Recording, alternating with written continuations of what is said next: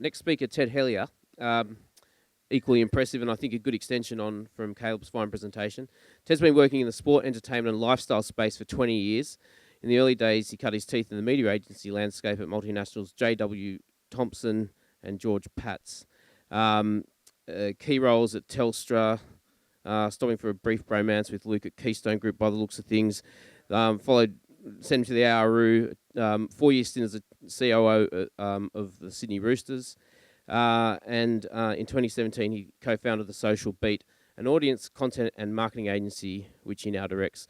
His topic today, content, reaching and engaging at scale.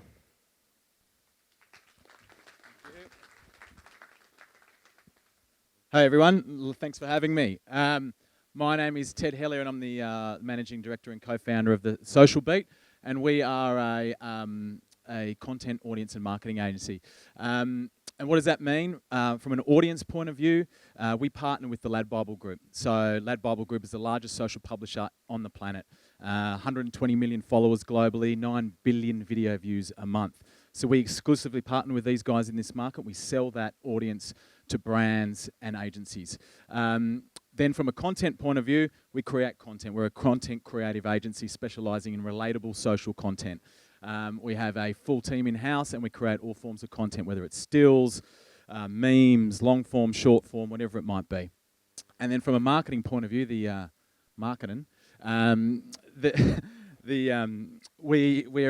do marketing full service, but social and content will always sit at the core of what we do. We run by a pretty simple mantra, and that is young people aren't hard to reach, they just want content they relate to. And that's what we're going to talk a little bit about today, and it's relatable social content. And what does that mean? And we're just going to give you guys a few tools as to really basic tools as how you can think about that when you're starting to create some content for your own channels and your own businesses. And that really starts with a whole range of questions that you should be asking yourselves or your marketing teams or content creation team should be asking. And we'll start that off with, what are your content goals? What is it you're trying to achieve with your content? Is it to generate leads? Is it generate foot traffic? Whatever that might be, you need to kind of start asking those questions so you actually can start working on your outcome with that. Then you've got to put those goals into perspective. Most important thing, I think, is to know your audience. So you need to then know who those people you're talking to, and then you've got to create content that resonates with those audiences. So the content that we create, say, for our Hustle Boxing client is a new-to-market boxing experience in Potts Point, opening 6 studios, to high-end fitness people who are willing to spend $50 a session, right through to is going to be different to who we create for, say, a brand campaign on LADbible, who we're talking to 18 to 35-year-olds specifically. So really resonate that. Granular data these days gives you so much access to some amazing data. So you can actually really hone down, particularly in your paid strategies, in and around, like I might be targeting a 30-year-old male who lives in this area, who has these particular behavioural interests, and they follow these particular things that they're interested in. So you've got such data, you can pull that actual segment and you can target him so specifically. So you need to start thinking about that when you're creating data. The kind of like the one piece of content splashed out to everyone, it just doesn't work anymore. Tone of voice. So like when you're creating content across all your platforms, whether that's a podcast or whether that's just in your social feed, what is your tone of voice? Like, what is your purpose? What are you trying to enable people to do? Like, are you trying to educate, enable people to take action? What is your character? So like, what's that? What are you trying to portray as a character of your brand? The tone of voice, like the actual tone of your language, and what are you trying to say and how are you trying to say it? And then the language itself and what you want to say within that. Really important is just good creative. Like, how are you going to stand out? Like, I thought the 4 Pillars guys was great, and what they were saying before, that like every other gym brand, they're probably just showing distilleries and bottles and back bars and all that sort of stuff, but they're showing the botanicals and the things that make up. So what are you doing to create content that stands out from your competitors? Like, we've all been guilty of it, but how many venues will just get an aerial shot of a plate of food on a table and post it and think, that's unreal?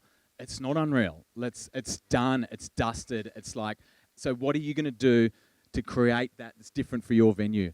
And what is going to give you the cut through within that? Amplification, like this is a big one for us. We delve a lot in audience. So where are you getting your eyeballs from? Like creating a bit of content and just throwing it on your website and hoping for the best, it just doesn't happen these days. Social media, you've got to pay to play. So if you want to get eyeballs, you've got to pay for them. And if you don't pay for them, you've got to have really good creative to try and give you a bit more cut through within that. As I sort of said, like organic reach is on life support. You know, it's dead on Facebook. There's still some to be had on Instagram, but you've got to pay to play. So you need to know where your audience is coming from, and you've got to go chase them. Analytics, you know, whilst we're a content business and people used to say content was king, we think data's king. So like really delve into data. That there's some unbelievable analytical tools out there that can help you really drive the best results for what you want. So how are you going to measure success? So what does success look like for you from a data point of view? And then go and chase those numbers. And then how is that data then going to help shape your decisions and shape your planning? Like, you know now from particular platforms that your audience is going to be more active on a Tuesday night at 8 p.m. So post on a Tuesday night at 8 p.m. Now, we're going to kind of I'll come back to that kind of that broader strategy and how that kind of works for us, and then how do we implement that into a campaign. But here's just a couple of like some insights, some data, and some other little bits and pieces to think about in and around content, in and around planning content and making it. User-generated content is absolute liquid gold, and generally it's free. So everyone within all your venues, there's people in there every single day creating content, and you can tap into that. User-generated content simply is the use of marketing content that's sourced from your audience. So go and source it and go and use it. It's extremely powerful. We know that UGC posts are 28% higher engagement than a brand post. We've found that UGC, particularly on YouTube, will get 10 times more views than a brand post will on YouTube. Like vloggers, you look at the engagement rates on, particularly in and around YouTube. We've got some YouTube channels out there, they might have 1 million subscribers, but they're getting 200, 300, 400% engagement. So that's more views than they've actually got followers themselves. And long form goes really well on that platform. But again, UGC, authenticity. We know that adding UGC to professionally made content is probably going to get the results that we're seeing at about a 15% uplift in engagement once you can kind of weave that authenticity into it. This campaign here we did on LADbible, that was for Greyhounds Racing New South Wales. It was a bunch of racing fails that we then weaved in and then had a brand message at the end of it. Put that on LADbible for 3 days, 750,000 views, based off a LADbible audience that was built on curation of user-generated content. And what we also know as well, about 71% of customers feel that UGC makes their decision-making process easier when it comes to that purchase cycle as well. So from a UGC point of view, and I'll touch on it a little bit more when we talk about Instagram stories, but they're out there. It's free. Grab it. Use it. Instagram stories, from our point of view and what we're sort of seeing, less posts, more stories when it comes to Instagram. It's formatted specifically for mobile phone, so therefore it's getting a lot more reach.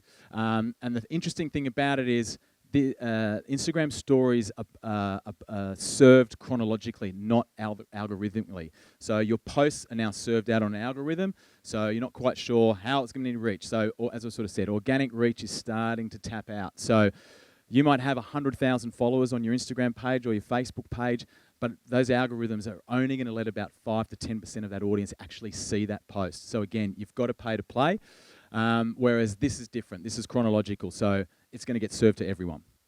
It's UGC by nature as well, so therefore it's more authentic, and then it's getting a lot more cut through that way.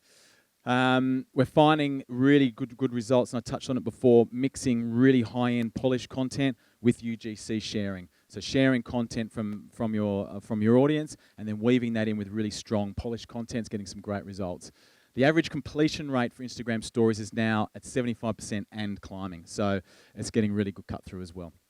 The Instagram feed, really quickly, it should be a really polished brand extension. It's a discovery piece now. You might have 3,000 to 5,000 people actually going onto your profile page every single week, but they're not following you. So they're using it as a discovery piece. So it should be a brand extension. Super polished content, really nice brand messaging. Don't use it as a retail piece. Use that on your Instagram stories. And Facebook, it's still number one. It's the biggest by a country mile. But organic reach is on life support. It is a paid platform. If you want to reach people on Facebook, you've got to pay for it. there's interesting, sort of create relevant content and expose it to the right people at the right time using ads. But you've got to make your ads really smart and really savvy and talk to those particular audiences that you're resonating with. And the best results at lowest prices are the intersection between good content and smart advertising. So create great content, find your audience, and serve it well. And also, what we've found on Facebook, long form is back. So anything 3 minutes plus is getting an algorithmic reward on Facebook. So they will serve that content, and they will actually give you a much longer shelf life than not. Fish where the fish are, and the fish are on social media. So look at those numbers there. They're Australian active monthly users. WhatsApp sits there in that 7 million people. You want to be able to kind of infiltrate people's chat. 40% of social media is cruising content. 60% about it is talking to your mates about it on chat rooms. So how do you infiltrate that? Average time is 2.5 hours on social media. 85% of that is watching video. So if you're not in the video game, you're out of the game.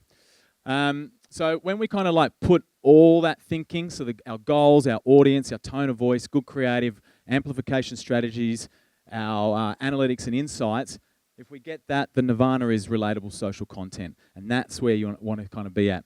And how we've kind of pulled that into a campaign, I'll quickly just show you one that we've done.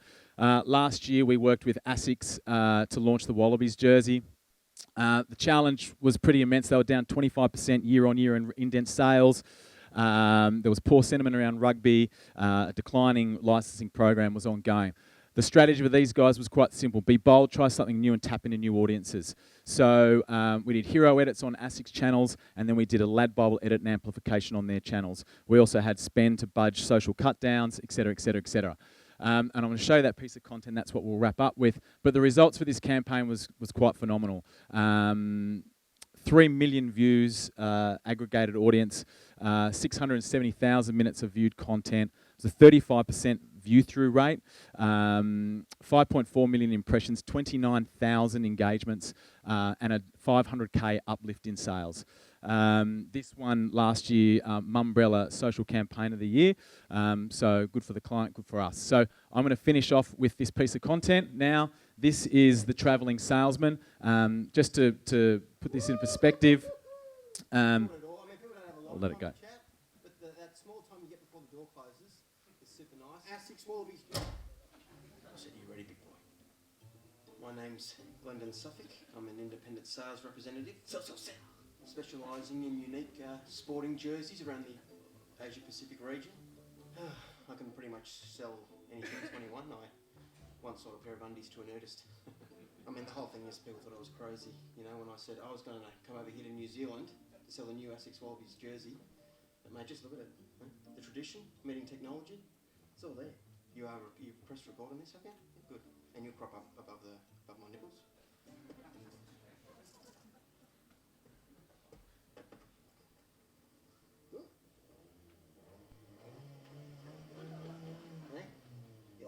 Time for some tunes. Let's get some. Never apologise for being awesome, Glendon.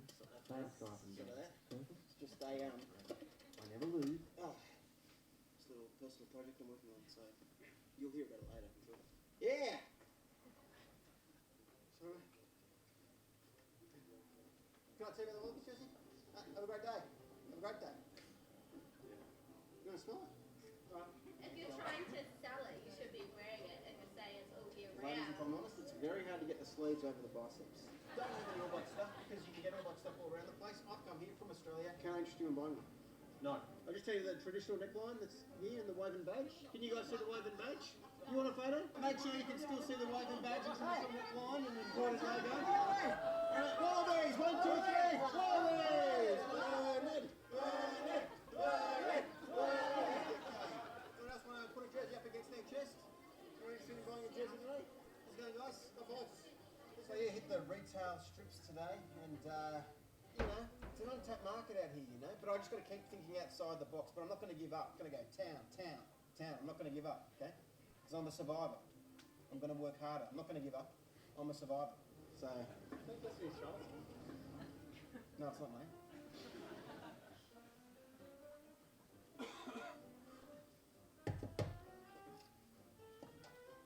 Hi there, I'm Glendon Suffolk.